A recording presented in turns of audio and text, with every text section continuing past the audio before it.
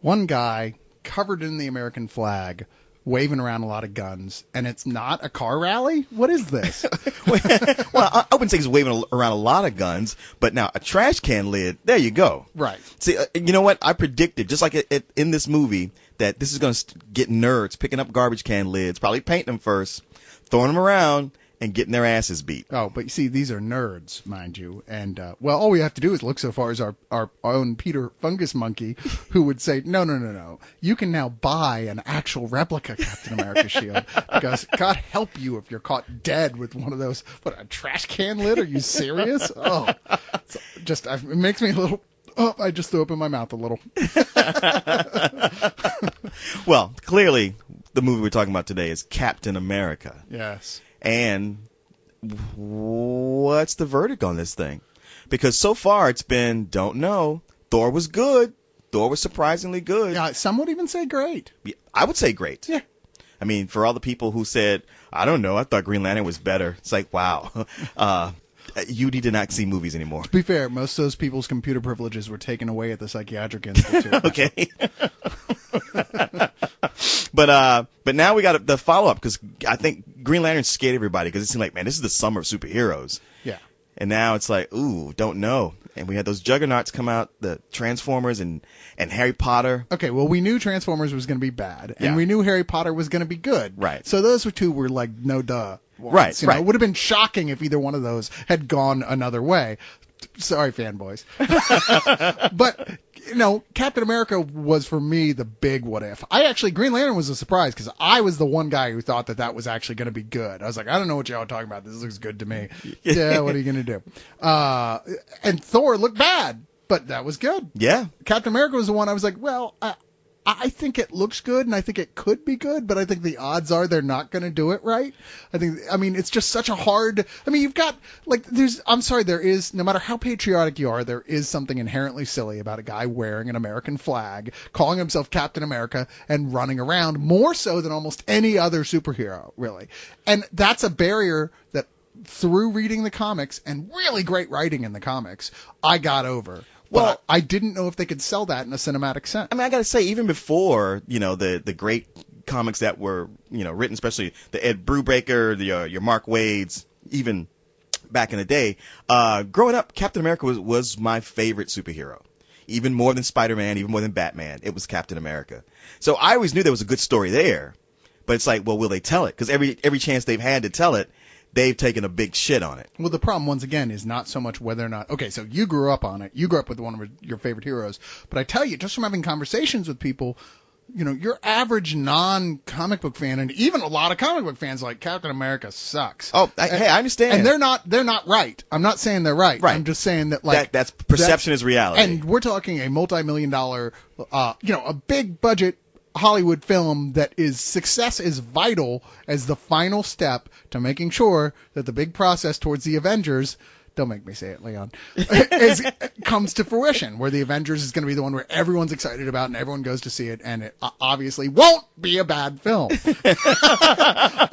So, all right, so this was the final linchpin. This is the final yeah, it was. It's like step. everything, it was hanging on this here. And the hardest part of it, I'm sorry, it is silly. Taken from the outside, the idea of Captain America, his very name, is like, to a cynical society like ours, where everything about us now is cynical. Our humor is cynical and cyclical at the same time, Sure. How do you sell people on this idea?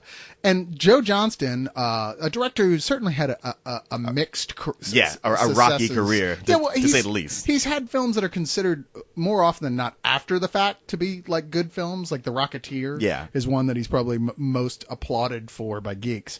But he's also had any number of certainly not successful films like The Page Master and Hidalgo, and even though we liked it, no one else seemed to. Jurassic Park 3. Right. It's why he's on Spielberg's dick still, though. So, what are you going to do? And it was like, was this the guy? Is this the guy you're going to hand this over to? And after seeing this, you can totally tell this is the guy who directed The Rocketeer. Yeah, absolutely. Because it's got that same sense of, like, old school adventure film to it. Yeah. Of that period it's a period piece, but a imagination of a period piece. Yeah, it never tries to be like, this is what it was really like in 1942. But it's also, I mean, you talk about Spielberg. It's like with the Raiders of the Lost Ark. It's a guy who really idolizes that period in time. Yeah, and idolizes the films from that period. Completely glamorizes it. But in a classical Hollywood sense. Yes. Yeah. It's it's funny because like, I wasn't a big fan of The Rocketeer because I just was like, oh, it's just soft and it's, very glossy. It just wasn't the comic that I read. But now watching this, I'm like, you know what? I need to go back and rewatch The Rocketeer and give it another chance. Didn't it make you want to do that? It made me want to do it. Yeah. I need to apologize to Fish. I know. Well, the thing is, something you brought up about whether he was the guy, it's kind of like with Kenneth Branagh directing Thor. It was like, on one hand, what's he know about a big, gigantic superhero movie? But he does know Shakespeare. He does. And that certainly played to his favor. And with Joe Johnston, whatever. Whatever. He knows, he knows the films of that period, and that made him, yes, he absolutely was the guy for this movie. Yeah, I couldn't agree more. I think that while Captain America is not a flawless run of events, certainly there's awkward moments. Some of the transitions between acts are rather uncomfortable. There's points I literally expected the actors to be hooking their thumbs through their belt loops, whistling and looking around, waiting to see what was going to happen next. It's not as bad as I'm making it sound, but nonetheless, there is some awkwardness here. I think a lot of that stems from probably Johnston just probably being fucking terrified. Could be. He's got Marvel, Disney, and their bankers on his back. Going like, you got to make this work. We got a big film, and if you fuck this up, you fuck up everything. Yeah. Hey, Branagh did it. You better get your act together. Okay. He's going to be the guy who will not be able to find work in this town if he doesn't make this work. No, trust me. I can do this. And yet I'm still uncertain whether or not audiences are going to show up to see it. Well, you know what? You can't control the audiences. Yeah. I mean, me and Corey go through this every week.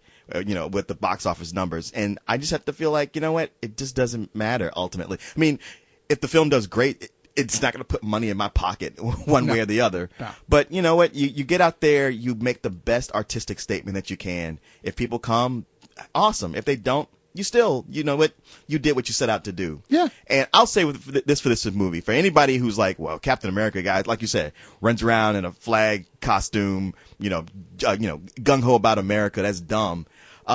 That's actually explained really well in the film. Yeah. In fact, let's just go to the beginning here and talk about what this movie is actually about for those weirdos out there who don't have a clue what Captain America's story. It's you and me that seems weird. I know. It's like, what, you don't know Captain America? Where you been? Like, for us, that's Were you on a football team or something? Like, wait, were you having sex with women? Come on. You don't know what a car is? I mean, that's like encountering that, and you're like, wait, you don't understand. Anyway, but you are aware that he carries a shield and he does throw it. All right, so the movie starts out present day as some of the of course. God, I can't even remember the guy's name. The guy who always plays the ever-present SHIELD agent in all these movies. Nick Fury. No, the other guy. It's Clark Gregg. Yeah. He's Agent Coulson. Yeah, Clark Gregg. Agent Coulson and some other agents uncover a aircraft frozen in the ice in the Arctic, and as they wipe off the ice of something, it's Captain America's famous shield, and they go, "You want to come take a look at this?" Yeah. And then suddenly we're in 1942, where Nazi Hugo Weaving as Johann Schmidt invade this castle in Norway to steal this strange glowing cube. This tesseract. Yeah, a tesseract that if you stayed to the end of Thor, you got to see a little advanced preview of what it was, because that's how it is. That he even refers to as the jewel of Odin's treasure room, in case that you didn't remember that scene from Thor. Meanwhile, back in New York City, this is World War II is going on. Hitler is rolling roughshod over Europe, and the Americans are just freshly really getting into the war. And Steve Rogers, who is like the literal 90-pound weakling, played here by a digitally manipulated Chris Evans. And mind you, this is not Evans' head on a body of another actor. They actually digitally reduced Evans' own body for that. Are you serious? Yeah, I watched a whole thing about it where they did not put his head on someone else. Oh, I just figured they hired a little kid and put his head on. And it looks good either way. It does. does. But no, that's not what they did. I just assumed that's what they did, but apparently they said it looked odd. So instead they just digitally reduced him in every shot. All the way. Take that, Brad Pitt. But he really wants to fight because he's super patriotic and he keeps getting rejected, and he's illegally going to different places pretending he's other people in order to try and, another shot. Maybe this guy will take me. But I mean, he is pathetic. Seriously. No, really, like a concentration camp victim would have looked at him and gone, "Sonny, you're never gonna make it. Take my sandwich. Go ahead, eat." His best friend, Sergeant Bucky Barnes, you know where this is headed in comic book fans, played by Sebastian Stan, is kind of showing off, kind of like, "Come on, I'm going to the war, but you're a good kid. Don't worry about it. Get a job working to like those posters with the chick who looks like a lesbian with her arm upraised." Rosie the Riveter. Rosie the Riveter. Yeah. That's it. I thought it was a Vaseline advertisement. It's like you can do stuff here at home, but that's not enough. And no, he really wants to join. Yeah. He's like, man, the Nazis are a bunch of bullies. Yeah. I've had to fight or get my ass kicked by bullies my whole life. I want to stop the Nazis. I want to do my part. And one day when they're at the World's Fair, which is a perfect, Marvel setting, because for one thing, we get to see Howard Stark, Tony Stark's dad, displaying the first. Who's the actor who plays his dad? Dominic Cooper. Dominic Cooper, who does man, if you imagine what Robert Downey Jr.'s dad would have been, and of course, his dad was actually Robert Downey Sr., who was a movie director, but forget about him. Go with this. Go with the Robert Downey Jr., Tony Stark, what his dad would be like. This guy nails it. Yeah, he totally does. And everything else inside. Well, there is that too. Which he is Tony Stark's dad. Come on. But, he's there showing off his flying car, and he's got all these scientists and everything with him. And one of the scientists, played by, oh, God damn it, I don't know. Oh, come on, you can do it. He's every woman. Stanley Tucci. Yeah, and every gay man's best friend. Yeah. Sorry, I don't know. He's the gay best friend in every movie. Who is a German scientist, but one of those good Germans. Yes. Overhears Bucky and Steve Rogers talking to each other. Steve's like, "Look, I don't care. I want to fight. This means everything to me." And he goes, "Look, we got to talk. Come back here. I'll hook you up."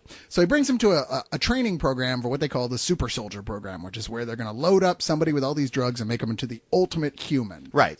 So basically, he's Professor Erskine. Erskine. They pronounce it both ways. I had an Erskine jacket one time. It was so comfortable. I know, wasn't it? Right? Yeah, I tell you. So Erskine basically is nice to him so he can make him a guinea pig to test the super soldier serum on. Yeah, I know there is a very different way of looking at the story where it didn't work. And he's this horrible freak. Well, kid, look, you were never going to make it before. Yeah. But, fortunately, it does indeed. He's picked for the program despite the protestations of Tommy Lee Jones playing the grizzled captain. "Oh, you're the 90-pound. He walks around doing that a lot. But the thing is, Steve has heart. He has heart. And heart will take you much further than muscles. Unless you live in the real world. Yes. But fortunately, this is comic books. So they put him in this machine. He gets bulked up and becomes he becomes Chris Evans. And suddenly there's explosions because the Nazis are there. There's a big chase scene. And from there on, it's pretty much a series of big chase scenes as Captain America, for initially, they don't know what to do with him, really. Well, yeah, because it's not just chase scenes. I mean, Erskine is killed, so their whole program is gone. What was supposed to be an army of super soldiers is just the one guy. Just the one guy. They don't know what to do with him, so they decide, you know what, you're going to be in propaganda, which was big then. But that was the thing. He's like, oh, great, now I can fight. They're like, no, we only got one of you, and we can't do anything with that. So the way the movie, and I don't want to go too much into this because it was such a pleasure discovering the ways and means the way that they really sell the audience on this, but suffice it to say, the process in which they sort of take you between the point where he first becomes, bulked up, and when he actually gets to fight is when they convince you that this guy can wear a Captain America outfit and be Captain America in a very unconventional, surprising, and really entertaining fashion. Well, it's entertaining, and as much as it's entertaining, it's actually like a very realistic element of the film. Yeah. Because you go like, you know what? Had this happened, this is totally a way this might have gone. Yeah. And they really sell you on him becoming Captain America, the man, but also the reason for the uniform, the reason for the name. Everything you thought was silly, it's like, no, you watch it like, goddamn, y'all nailed it. the beauty of this film is that something that goes on with the Marvel films, and I don't know if anybody really recognizes it, is that what makes them work is that they have their characters that are mostly based in some kind of reality. They have a lot of great humor, and I mean, like whoever they get to do punch-ups on their scripts, really knows what they're doing. Totally great at not letting it overwhelm the story, but just knowing right when it needs a joke. Exactly. I mean, you look at Iron Man, certainly like the first Iron Man and Thor and Captain America, they all have that going.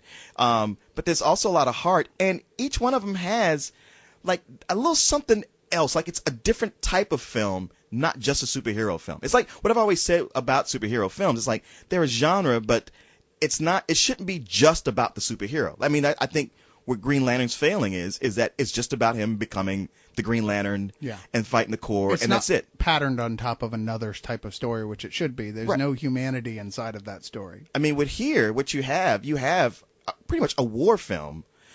It's got elements of some Frank Capra films. And a war film, not just a war film, but a team on a mission film. Yeah, team on a mission film. Exactly. I mean, like when it gets to that, it's pretty exciting. Yeah, and they do a hell of a good job with it. I mean, so people who read the comics back then were probably super pleased to see all these familiar, like, the guys who later somehow become S.H.I.E.L.D. agents 70 years later. I don't know how they're still alive, but the Howling Commandos are the team that Captain America fought with in World War II, and they got this great group of people to be playing these roles. I mean, most notably, of course, is that Dum Dum Dugan is Neal Mcdonough, who is just terrific, and I think he had to been wearing a lot of padding under his suit. I think so, because that guy is usually pretty like cut and bulky. Right, but yeah, I mean.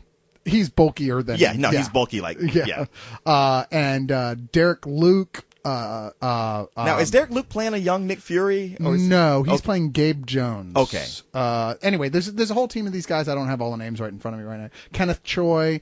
It's a solid team of guys you're like, oh, it's that guy, and it's that guy. Yeah. And it's great because it's watching Captain America, who is not a scene stealer at all when it comes to war. He is a team player. Totally. And I think that's one of the things that most impressed me about once shit gets real, That seems awkward coming out of my mouth, doesn't it? Yeah, it does. Don't do that again. Sorry. Hurt my ears. But it is one of these things where, you know what?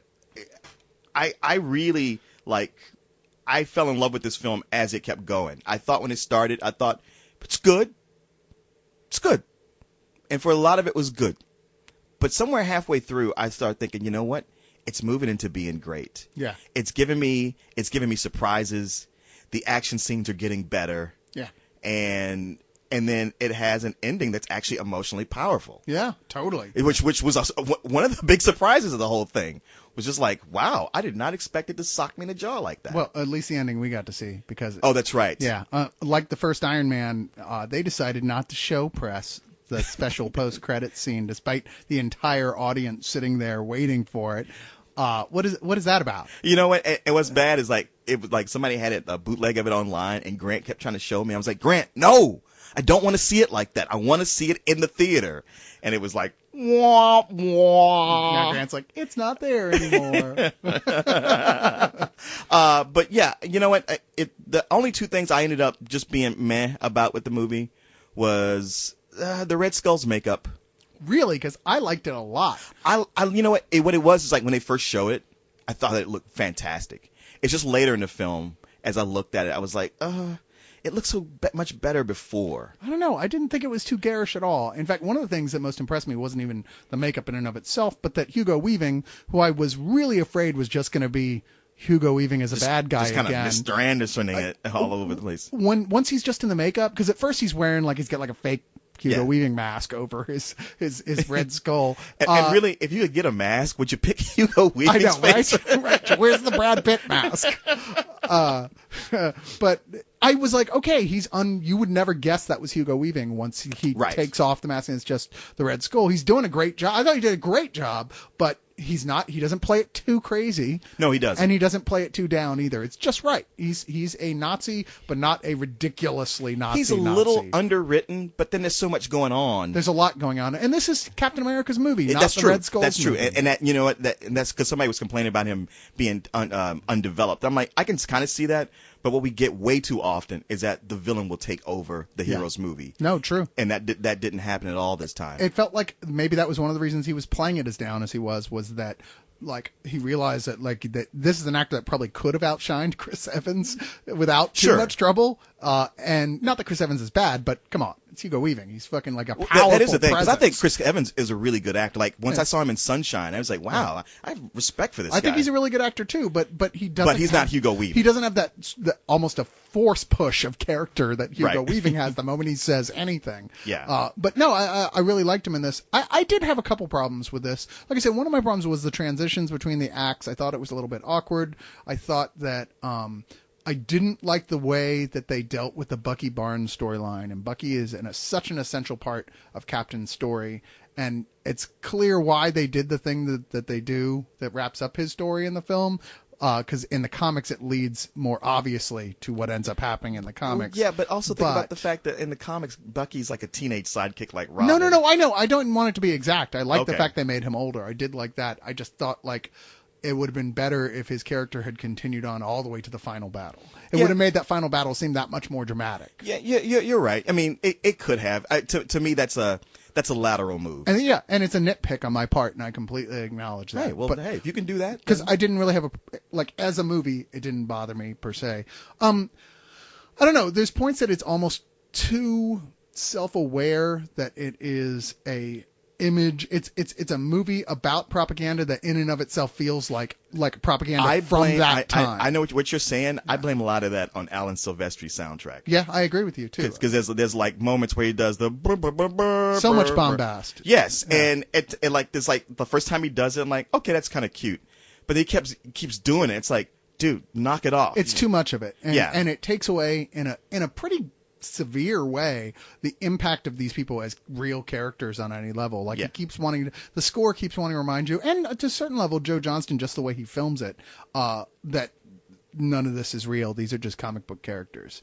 You know, it bugged me because it didn't have to be that way, and I didn't feel like it should have been that way. I mean, the angle they were heading for, like the idea of like, yes, this is an old school adventure film, World War II, crossed with Raiders of the Lost Ark type adventure, and very much believe it or not, a lot of Raiders of the Lost Ark is injected into this thing at various odd points where you wouldn't expect it.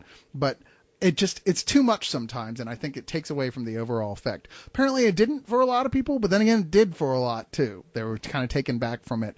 But as the movie goes on, that becomes less and less that way. It does. By the time you get to the last 30, 40 minutes, you're like, totally with it, 100%. Absolutely. And early on, I was saying like a lot of like the chase scenes, the fight scenes, I'm like, well, this isn't Joe Johnston's strong suit. He's just kind of weak on this. But there comes a point, like the more they fight, the closer they get to the end. It's almost like whatever tricks he had, he saved them up for the end, which I would recommend to everybody. Yeah. Because I'd say like by the time they get to the last fights, they had to hit me on the edge of my seat. Yeah, absolutely. And that face off with him. It's funny how often the movie felt like to me like, oh, it's about to be over, but it wouldn't be, and I was so happy. But yeah, the final face off with him in the Red Skull, it's like that was pretty badass. Well, a lot of films lately we've noticed, especially Marvel films, have had a bad time with doing, blowing their wad too early on the action, and then the final fight feels anticlimactic. This ain't that way. The final fight here is like, it would be a super inventive, really cool fight, no matter what type of film it was in. Yeah. It's really neat to watch it play out. It was really imaginative, and by the end, it's kind of, like you said earlier, it's emotional. It'll get to you. Yeah. I think that Joe Johnston's strength is in the details. Mm-hmm. Like, he's so good. He's so careful about the details. There's so many little things. I feel like I want to rewatch this just to catch stuff I might have missed going on in the background. My one thing that made me really happy is during the World's Fair, you get to see the original Human Torch for a second. Oh, the man.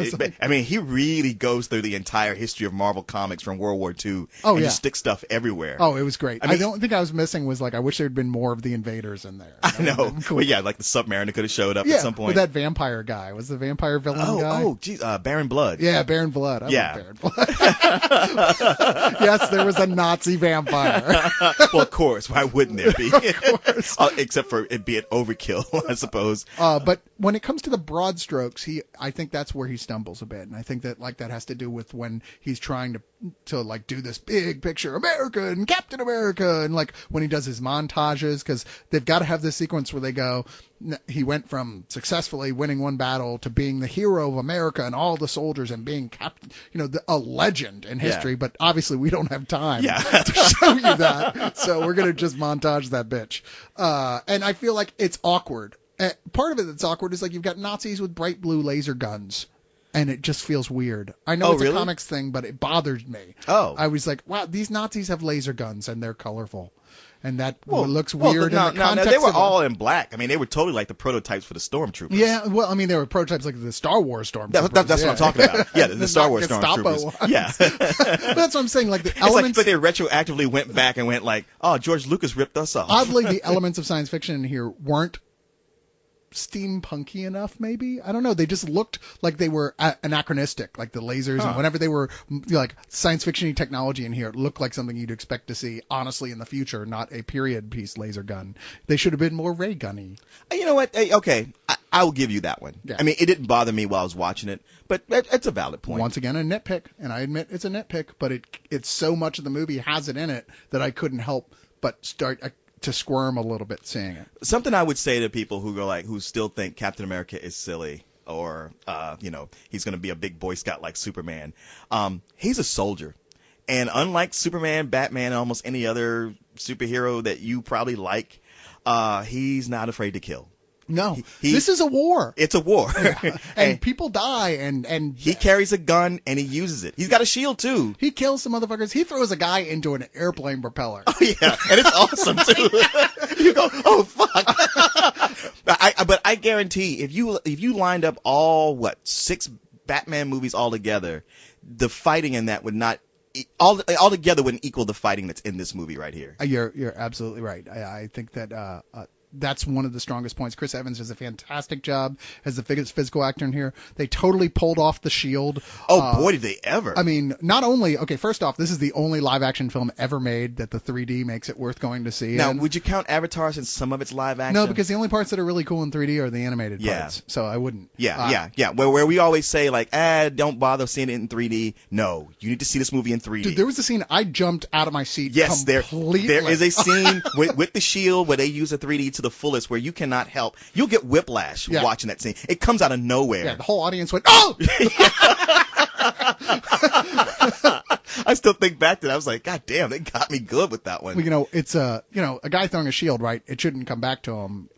Right? And that was the joke, I think, Peter was having. Yeah. His big problem, and that's the thing is, Captain America's a strategist. Sometimes he throws it, and it doesn't because he's out in the open. But a lot of the time, he's in enclosed space, and you watch him plan to bounce shit off walls, and it bounces back to him because that's how he planned it. So there's an old Australian joke that says, what do you call a boomerang that doesn't come back to you? A stick. I don't know. I thought it was funny, but they think about that, and they sell you on the physics shield. Look good. Yeah, they totally look good. They completely work on that level. There's 2 things we need to talk about before we wrap this up that are very important. Or I'm sorry, 1. We just did the 3D. Okay.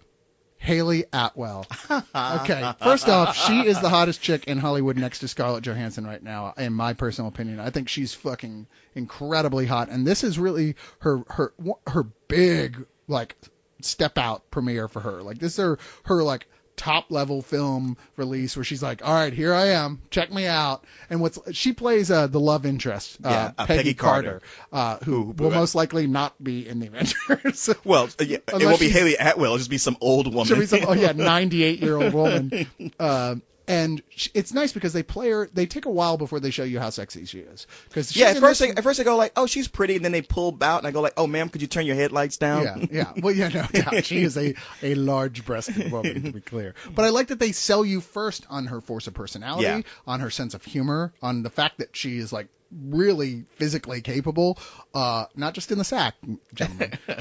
Although leave your fantasies out of this. I can't help but imagine. All right. Back on track. Hold on, I'm still imagining the movie.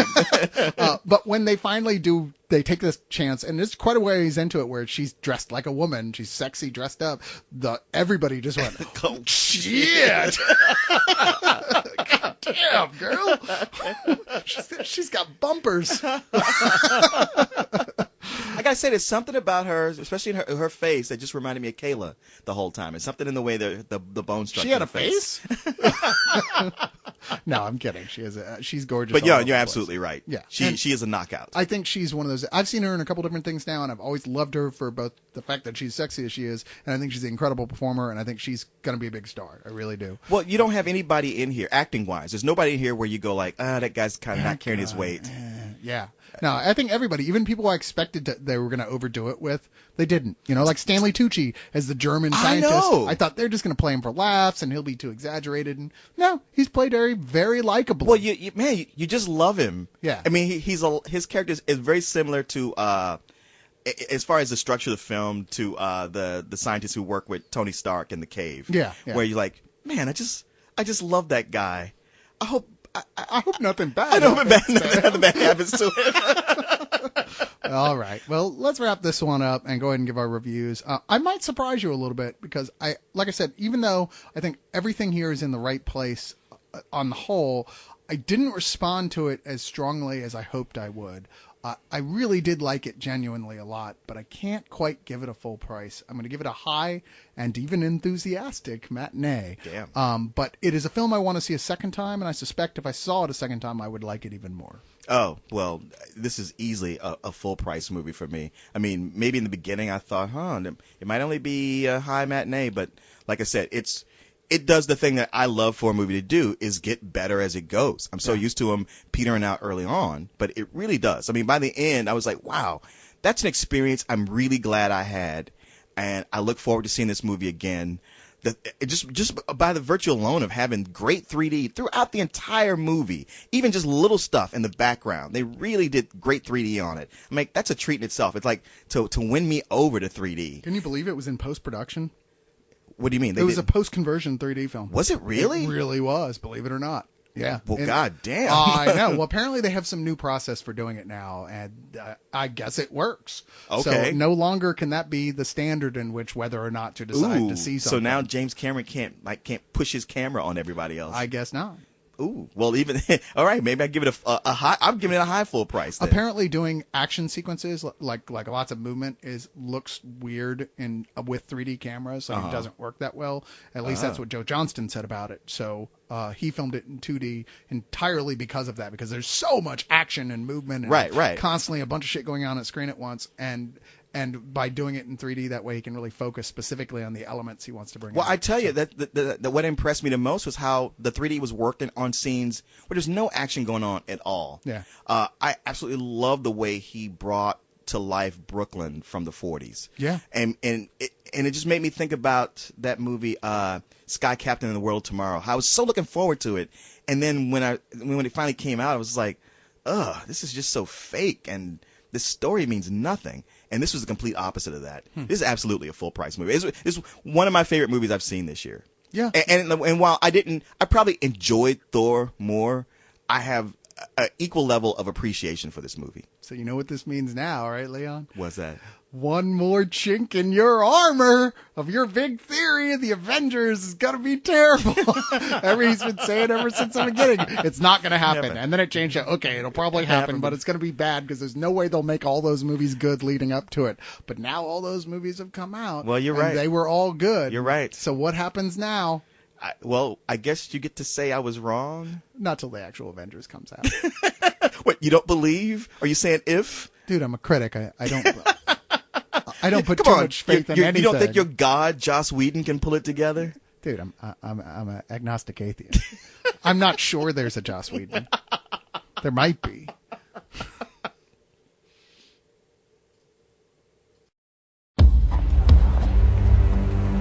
Rogers, Steven. Just give me a chance. Sorry, son. I'm saving your life.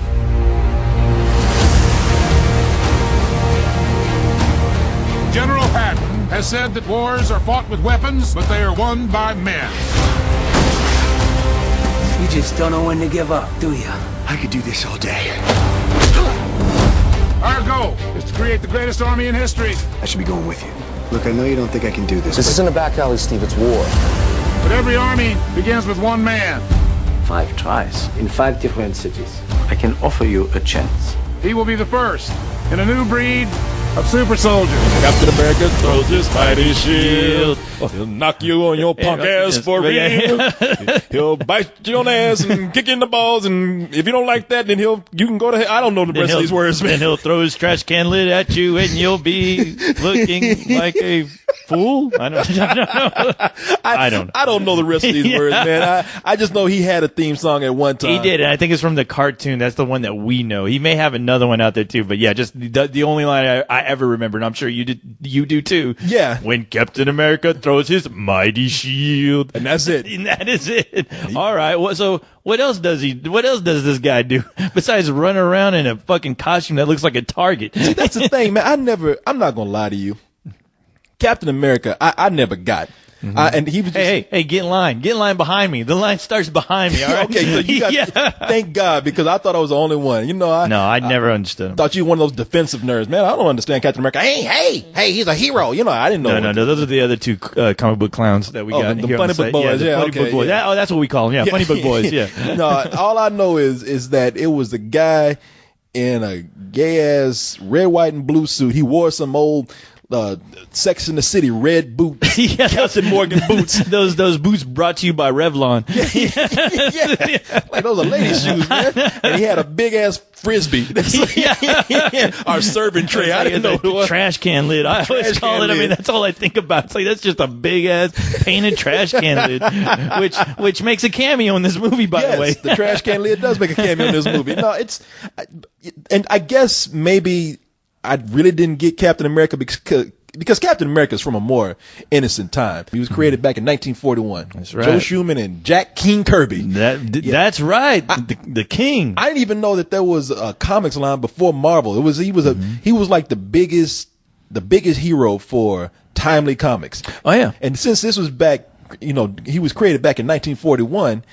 He was popular. Oh yeah, well, how can you not be popular after like punching out Adolf Hitler? Because he knocks the fuck out of Adolf Hitler. Yeah, that's like I think the most famous Captain America comic book cover. Mm-hmm. Him punching the shit out of Adolf Hitler. You see Adolf's mustache like go across the room. You talking about shit? His mustache ran when he saw Captain America along coming. with his moppy ass hair flying. It's like, oh shit. Yeah, Adolf Hitler got knocked the fuck out by Captain America. People back then were like, well, that's cool. Whenever you have a word balloon that goes, oh, that means you got knocked the fuck out. That's just gonna make history. I think it was they edited out the part where he said Scheiße. Yeah. they hit Adolf Hitler in the face. Adolf Hitler said shit. Yeah.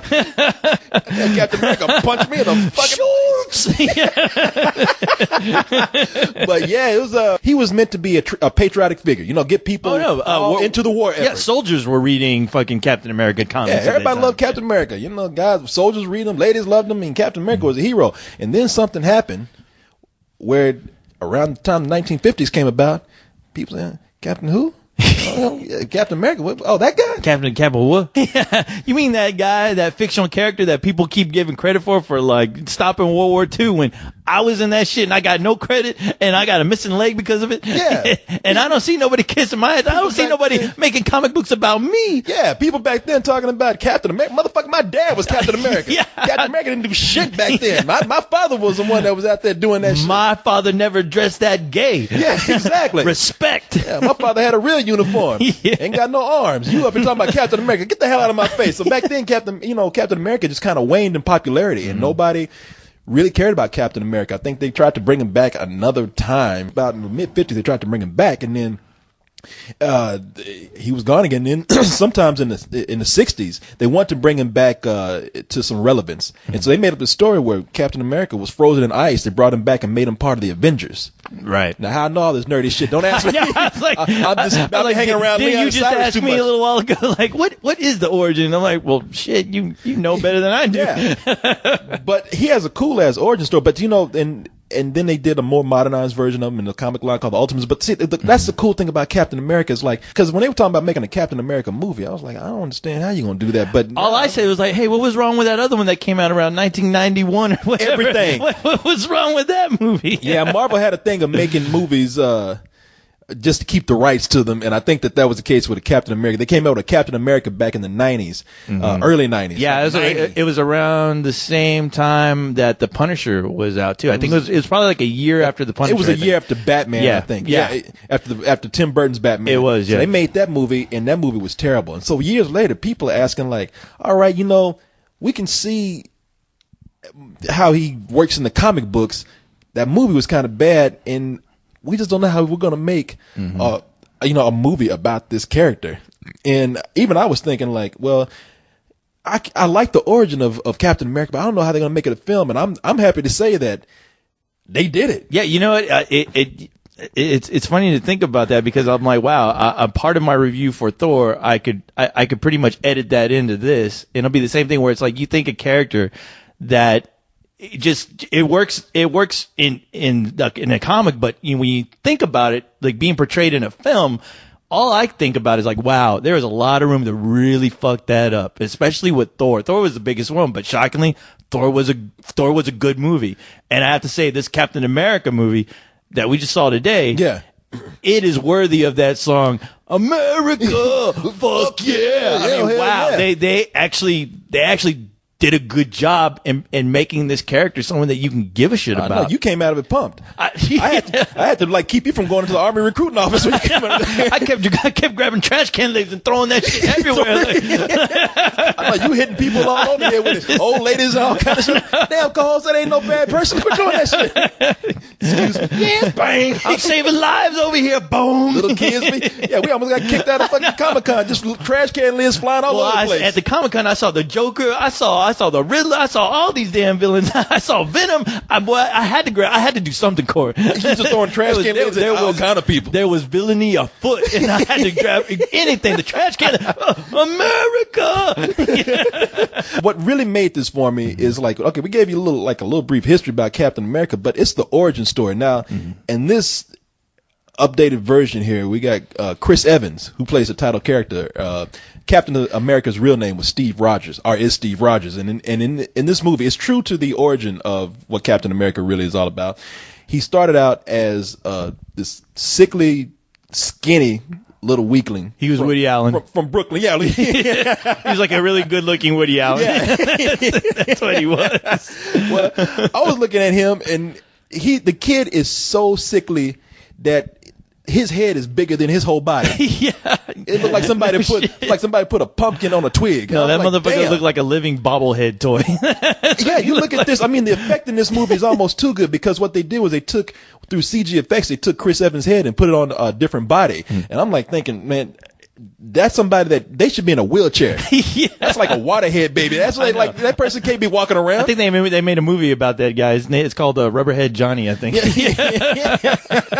Very disturbing film. Yeah, I mean, if this was in real life, it'd be a head on the ground with the legs and arms moving. Help me, help me. But so he's got a lot of heart. Yeah, he does. He keeps trying to join the military, and they keep telling him, look, not only are you like a little waterhead kid, you're too skinny, you're too small, you're too short, you got every disease out there known. I mean, I'm looking up here like, damn, AIDS ain't even discovered, like, but he had it. I'm looking at this kid and like, you're the only virgin that we know who's got gonorrhea. How the fuck did you get this? Like, you have everything, asthma, all this kind of stuff. It's like, if the physical aspects of boot camp don't kill you, then the Nazis will. And if the Nazis don't get you, then the diseases you got are going to kill you. Look, we're saving your life. Turn your little narrow ass around and get on out of here. Breathing the air is going to kill you. Why aren't you in a bubble? Yeah, exactly. He should be a bubble boy. Bubble boy. Yeah, damn. But he is seen by this doctor played by Stanley Tucci, a guy named Dr. Abraham Erskine. I guess how you say it. Erskine. He's got one of them old crazy German names. But he sees him. Some nerd out there is going, Erskine! He's Schultz! Schultz! It sounded like Hitler. Dr. Schultz! Scheiße! Scheiße! Scheiße! But yeah, he sees little Steve Rogers and sees how many times he's trying out, sees him being a good person, and he's like, you know something? He's a good candidate for what we're going to do in this secret experiment called the Super Soldier Experiment. And with that, he wants to bring Steve Rogers in and experiment on him. If all goes well, then he might be the new breed of super soldiers that they're trying to create for World War II. And you know what?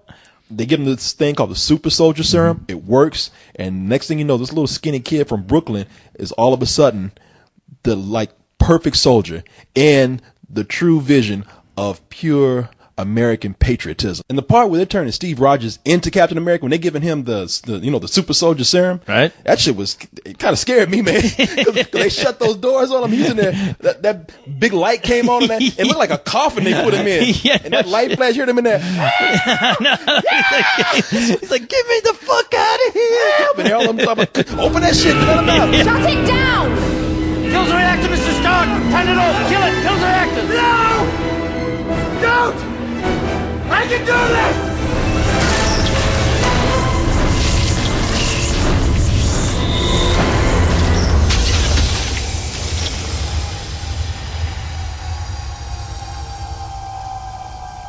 Mr. Stark?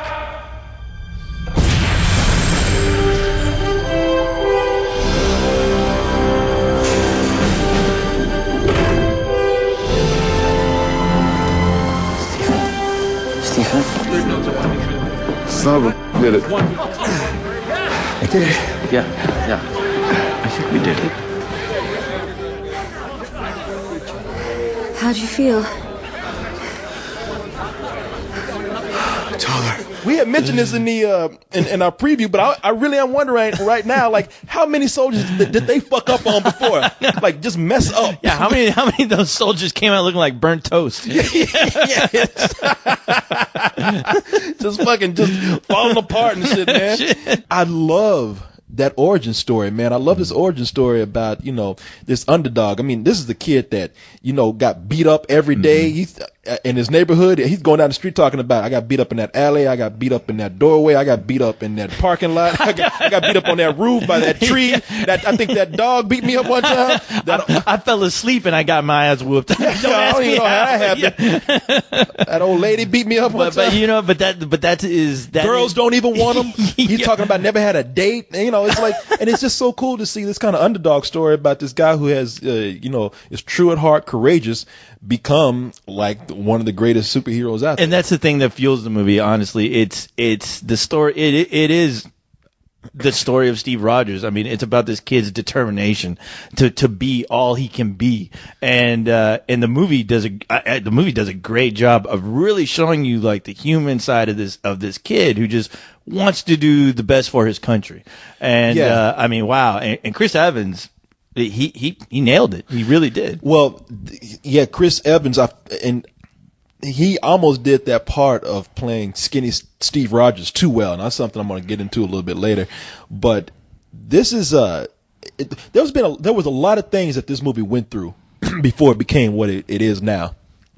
Because at one time, a little interesting fact here. At one time, they were talking about having two other directors who went on to direct two other Marvel movies, direct this film. Louis Leterrier, I think, he was the guy who did the Hulk, the second Hulk movie. Yeah, the reboot, remake, whatever the fuck Marvel was doing with Incredible Hulk. Yeah, the Incredible Hulk. And then Jon Favreau was going to direct this. Damn. And before he went on to direct Iron Man and Iron Man 2. Now, the thing that they wanted to do for a while was make this a Captain America story where he was, kind of what they did with Thor, where it was half of it was going to be in World War II, and the other half was going to be in the modern times. And Jon Favreau wanted to actually make it into a comedy. Oh, really? Yeah. So okay, it was going to be kind of like a Back to the Future type thing. Did nobody tell them that they already did that back in 1991? Yeah, exactly. It's the worst comedy of all time. It didn't work then. Yeah. So what worked for this movie is that they made the decision. First of all, because it was going to be a standalone film. Now, everybody knows by now that they're working up to including all these recent Marvel characters for their upcoming superhero. Yeah, and if ensemble, the Avengers. Yeah, and if you don't know that, you're the biggest dumbass on the earth right now. Yeah. They've only shoved that shit down your throat with every goddamn Marvel movie. Yeah. To this, yeah. Oh yeah, you know, shit. You go to the concession stand. Can I have a hot dog? No, you can have some Avengers. Yeah. Can I have a soda? You can have a couple of Avengers. Yeah, and Stan Lee's up there. Yeah. You can have Avengers. Yeah, and it's fucking Samuel L. Jackson fucking serving it to you. He's like, you're Nick not Fury. the only one who wants a hot dog around here. You ain't the only one who had Avengers shoved up their ass today. Yeah. I'm gonna shove it up your ass too. No, he's like, God damn, I just want some soda. You can have some Avengers. Yeah. No, and so they really are pushing this Avengers thing right here. They did the right thing by making this a period piece, making it like stay for the majority of the movie within World War II. Right, because it's different from any other comic book movie. I mean, every other comic book movie is usually modern. It's a modern representation of that. Oh yeah. Where a lot of these comic book characters that were created in the 40s or 50s. I mean, sometimes they work better in their elements when they were created. My only other complaint, if I really had one right now, was the fact that I honestly was really looking forward to seeing Captain America beat the shit out of some Nazi ass, and shockingly, he doesn't. Yeah, that's one of the things that the movie is kind of light. Sometimes for better, sometimes for worse. Your villain in the movie is the Red Skull.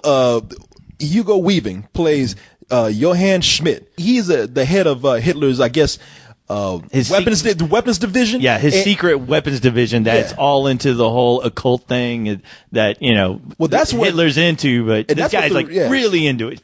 Yeah, he is, and that's what the Red Skulls told him. He's like, hey, look, man, you fucking around with them Jews and everything. I'm not after Jews. No. I'm after the gods. I want the ultimate power. Yeah, he pretty much just says, you know what? Fuck Hitler. Yeah, who Hitler? Who? Yeah, and he got the Nazis. I got something different. He started his own division called Hydra, and Hydra is it's a division of Cobra, right? Yeah, that's what I was thinking about. Every time they showed the Red Skull, I was like, Cobra. And so the Red Skull, and he's called the Red Skull because he does find in his thirst for power, it kind of physically alters him too. It has side effects that kind of burns his skin off. Yeah.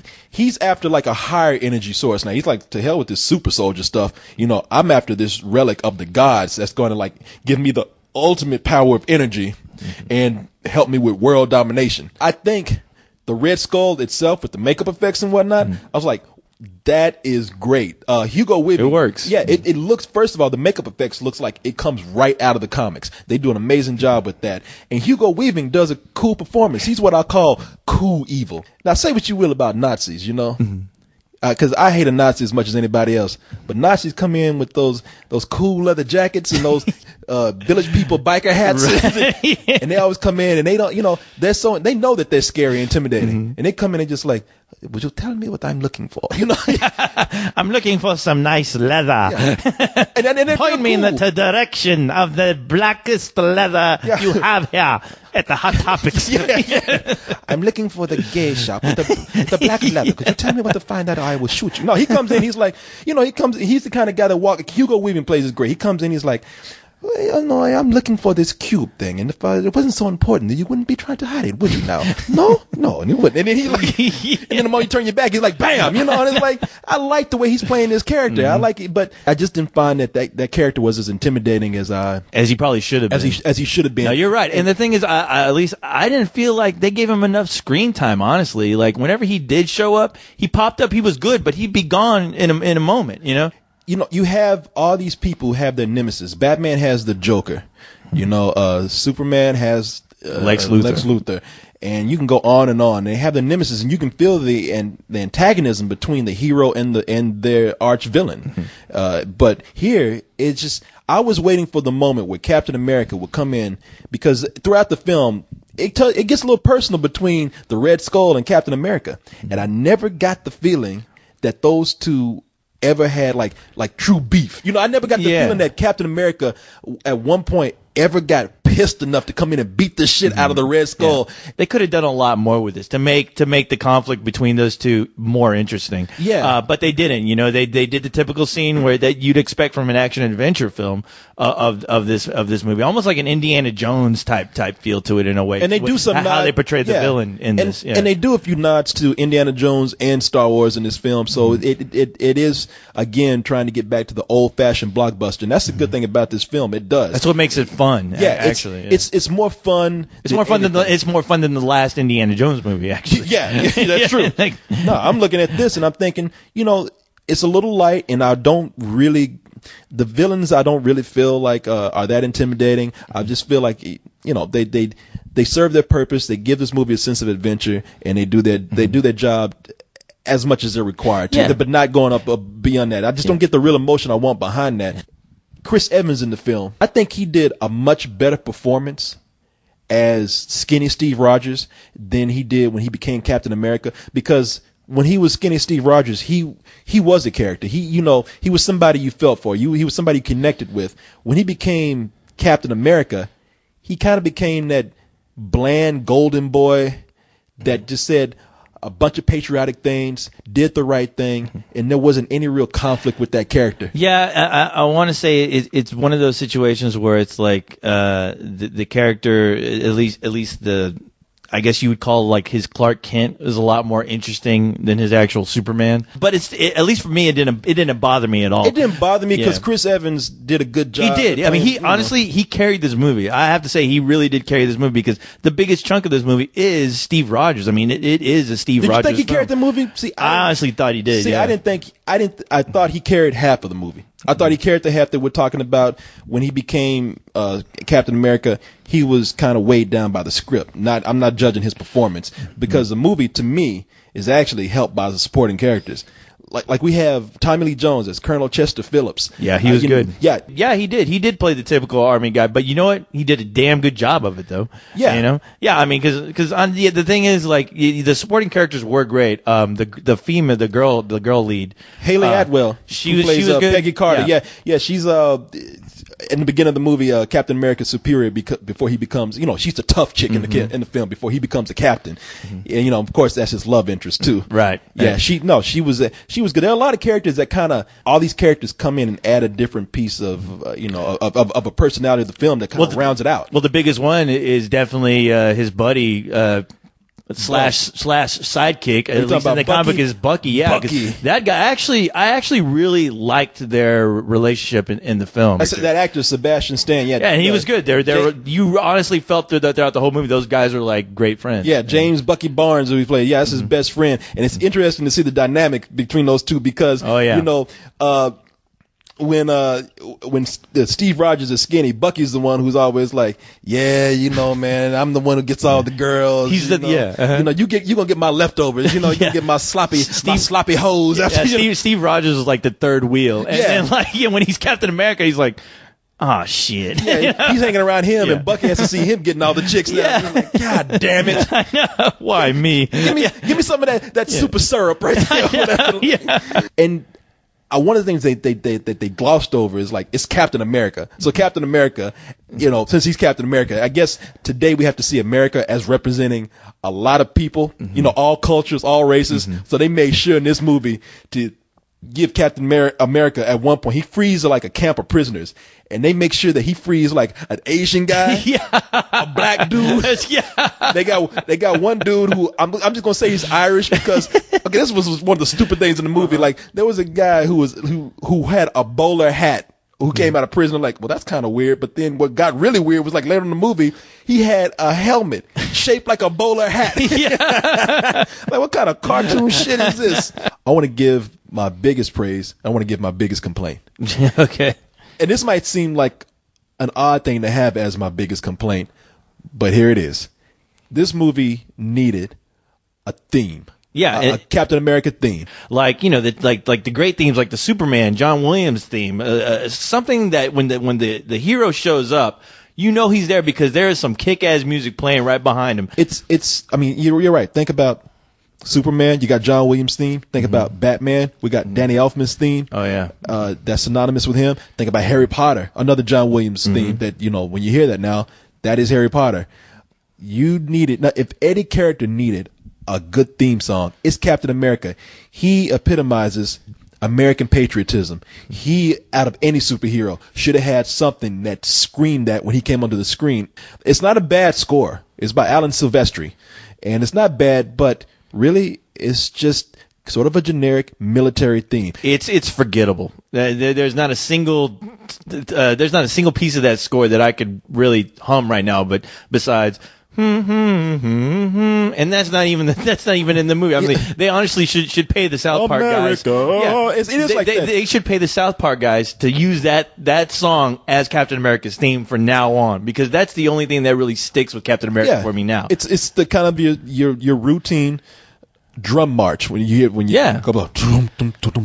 Shit, I mean, get Daft Punk to do it. I mean, as you know, Tron isn't a perfect film, but the music is incredible. I mean, come on. I mean, I can still hum half that shit. You know, not even hum. I think you can't hum that shit. Now what would a goddamn Daft Punk American theme sound like? They ain't even American. Thank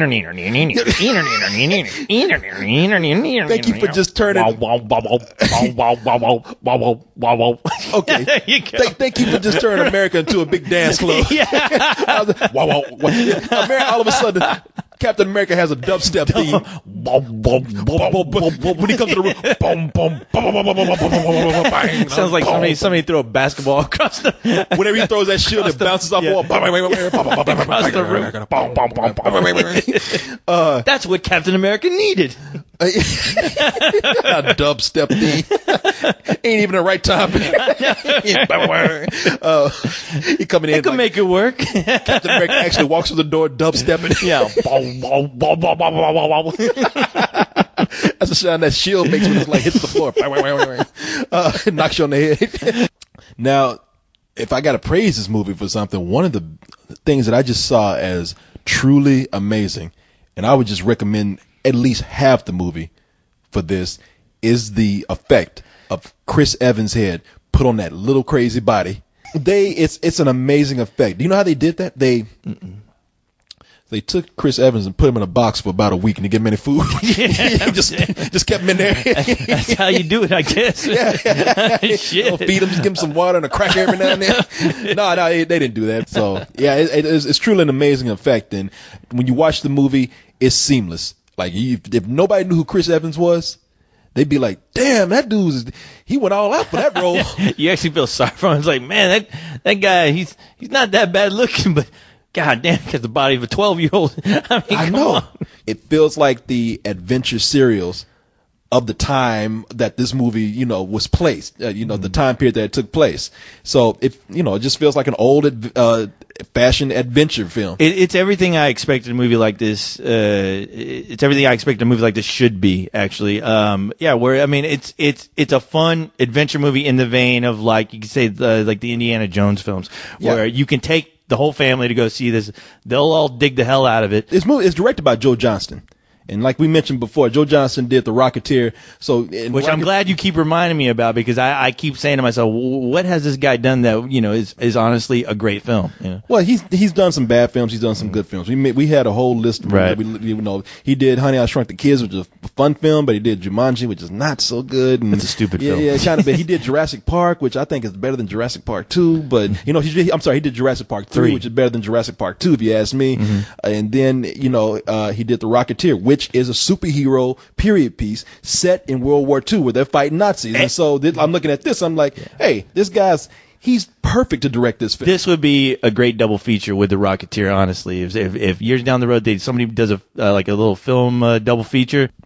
Like, it was cool watching the origin story of Captain America. It kind of got slow in the middle. Once they got past that whole, once he actually became Captain America, kind of crawled in the middle. And your climax wasn't all that great as far as fighting the villain. What actually happens to Captain America itself makes for a good climax, and you're kind of waiting to see that. But like I said, overall, it just makes for a good time at the theater. amid all the complaints, what am I gonna do? It's Captain America. What are you fucking communist if you don't want to see this movie? Yeah. And you don't like Captain America, then why don't you move to Russia? Go see Captain Russia. Damn it. Captain Russia. Yeah, no, I give this a full price. It's a low full price, but I give it a full price. I have to be right there with you, man. I have to give this a full price because I think every moment of this film, I was like, wow, okay, this is not sucking right now. Wow, okay. I am very impressed. But like I said, I mean, it has everything you'd expect out of a Captain America film.